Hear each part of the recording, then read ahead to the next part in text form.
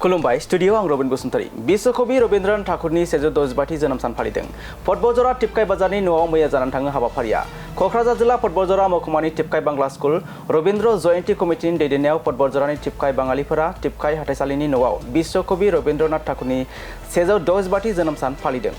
हाबाफारि बायदि फुंबिलि समाव फिरफिला बिरहोनाय आरो मुसुखायाव आलारि बाथि फोजोंनानै बिबार बावखांनायनि उनाव हानजा सुरनाय हाबाफारि लानाय जायो बेनि उनाव सानजौफु समाव गेवलां मेल लानायनि गेजेरजों HSLC आरो HS आनजादाव उथ्रिसार जानो हानाय फरायसाफोरखौ खुंफुं आफादा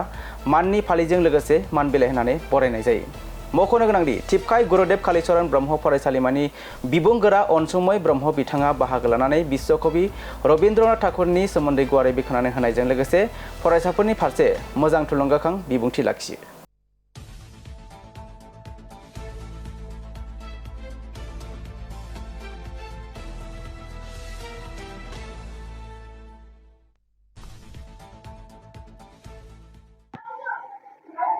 আপোনালোকৰ আজি কাৰ্যসূচী কি আছে? হয় নমস্কাৰ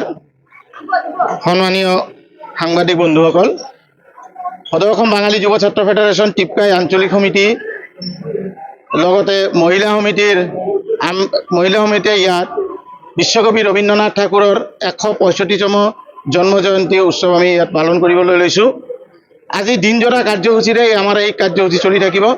প্ৰথমতে আছিল পতাকা উত্তোলন ইয়াৰ পিছত শোভাযাত্ৰা ইয়াৰ পিছত আমি ক্ৰমান্বয়ে বিশ্বকবি ৰবীন্দ্ৰনাথ ঠাকুৰৰ প্ৰতিকৃতিত মাল্যাৰ্পণ কৰিলোঁ আৰু আমি আটাইতকৈ ডাঙৰ এটা কাৰ্যসূচী আমি হাতত লৈছিলোঁ যে এই বৰ্ষৰ মানে 2026 বৰ্ষৰ যিবিলাক ছাত্ৰ ছাত্ৰীয়ে এই অঞ্চলৰ পৰা সুখ্যাতিৰে হায়াৰ ছেকেণ্ডেৰী আৰু হাইস্কুল শিক্ষান্ত পৰীক্ষাত উত্তীৰ্ণ হৈছে সিহঁতক সম্বৰ্ধনা জ্ঞাপন মানে কৃতকাৰ্যৰে উত্তীৰ্ণ হোৱা ছাত্ৰ ছাত্ৰীক আমি সম্বৰ্ধনা জ্ঞাপন কৰিলোঁ আজি ইয়াৰ পিছত আমাৰ আৰু কাৰ্যসূচী আছে সাংস্কৃতিক অনুষ্ঠান আছে আৰু অন্যান্য কাৰ্যসূচী আমাৰ আজি ৰাতিলৈকে এটি চলি থাকিব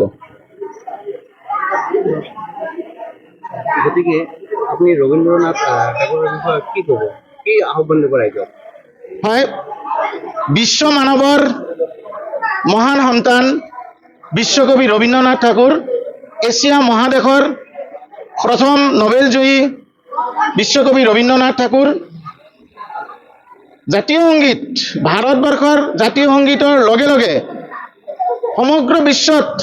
এজনেই কবি যিজনে তিনিটা ৰাষ্ট্ৰৰ জাতীয় সংগীতটো লিখিছিল ভাৰতবৰ্ষৰ জাতীয় সংগীত জনগণ মন বাংলাদেশৰ আমাৰ সোণাৰ বাংলা আৰু শ্ৰীলংকাৰ এটা মানে সিংহলী ভাষাত তেওঁ জাতীয় সংগীত ৰচনা কৰিবলৈ তেওঁ সচেষ্ট মানে যত্ন কৰিছিল কিন্তু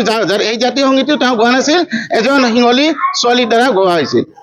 আপোনালোকৰ জৰিয়তে সমগ্ৰ ভাৰতবাসী সমগ্ৰ BTC অসম সকলোকে আহ্বান জনাম বিশ্বকবি ৰবীন্দ্ৰনাথ ঠাকুৰ জীৱন সম্বন্ধে আলোচনা কৰক অধ্যয়ন কৰক তেওঁৰ জীৱনীৰ পৰা আমি বহু কিছু জানিব পাৰিম আজি বৰ্তমান যিটো ভাৰতবৰ্ষৰ যিটো পৰিস্থিতি এই সাম্প্ৰদায়িক পৰিস্থিতি বা অন্যান্য যিবিলাক পৰিস্থিতি আছে এই পৰিস্থিতিবিলাক কিন্তু কোনোদিনো বিশ্বকবি ৰবীন্দ্ৰনাথ ঠাকুৰে কামনা কৰা নাছিল বিচৰা নাছিল তেওঁ এটা কথাই কৈছিল সকলোকে কৈছে মিলিবে মিলাবে এই ভাৰতবৰ্ষৰ মহামানৱে সাগৰ তীৰে গতিকে আমি আপোনালোকৰ জৰিয়তে এইটোৱে কওঁ ভাৰতবৰ্ষত আমি সকলোৱে একেলগত মিলি থাকোঁ আমি বিশ্বকবি ৰবীন্দ্ৰনাথ ঠাকুৰৰ যি আদৰ্শ আছে সেই আদৰ্শক আমি ফলো কৰি আমি জীয়াই থাকোঁ কি ক'ব আজি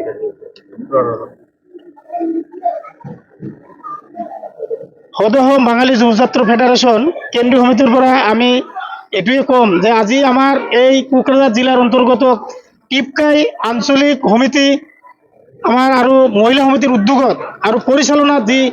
আমাৰ বিশ্বকবি ৰবীন্দ্ৰনাথ ঠাকুৰৰ 165তম জন্মজয়ন্তী উৎসৱ আজি ইয়াত পালন কৰা হৈছে উখল মাখলেৰে এই উৎসৱত আমি প্ৰথমতে ইয়াত আমাৰ জাতীয় পতাকা উত্তোলন কৰিছোঁ আমি ৰবীন্দ্ৰনাথ ঠাকুৰৰ আমি ইয়াত ৰেলী কৰিছোঁ আমি তাৰপিছত আমি তেখেতৰ প্ৰতিমূৰ্তিত আমি মাল্যাৰ্পণ কৰিছোঁ আমি তাৰপিছত আমাৰ ইয়াত এটা মহৎ উদ্দেশ্য আছিল আজি এই সভাৰ যোগেদি যে এই টিপকাই অঞ্চলৰ যিমান মানে আমাৰ মাধ্যমিক আৰু উচ্চ মাধ্যমিক বিভাগত যিবিলাক ল'ৰা ছোৱালী মানে উত্তীৰ্ণ হৈছে তেখেতৰ আমি মানে অভিনন্দন পত্ৰ আমাৰ আঞ্চলিকৰ যোগেদি আমি প্ৰদান কৰিছোঁ আমাৰ ইয়াত উপস্থিত বিশিষ্ট ব্যক্তিসকল উপস্থিত আছিল আজিৰ সভাত গতিকে আমি সাৰা আসাম বাঙালী যুৱজাত্ৰ ফেডাৰেশ্যনৰ তৰফৰ পৰা সকলো অসম তথা ভাৰতবাসীক আজিৰ এই দিনত আমাৰ সংগঠনৰ ফালৰ পৰা আমি আন্তৰিক প্ৰীতি শুভেচ্ছা আৰু ধন্যবাদ জনাইছোঁ যে বিশ্বকবি ৰবীন্দ্ৰনাথ ঠাকুৰৰ আদৰ্শৰে আমাৰ এই ভাৰতবৰ্ষখন গঢ়ি উঠক, তেখেতৰ আদৰ্শবিলাক সকলোৱে ফল' কৰক আৰু তাৰ ভিতৰৰ পৰা যিবিলাক জ্ঞান বস্তু সিহঁতে আহৰণ কৰক। আৰু আমাৰ ছাত্ৰ ছাত্ৰীসকলকো আমি এইটোৱে আহ্বান জনাম যে আপোনালোকে এই টিপকাই অঞ্চলৰ পৰা সুশিক্ষাৰে আপোনালোকে উত্তীৰ্ণ হৈছে আৰু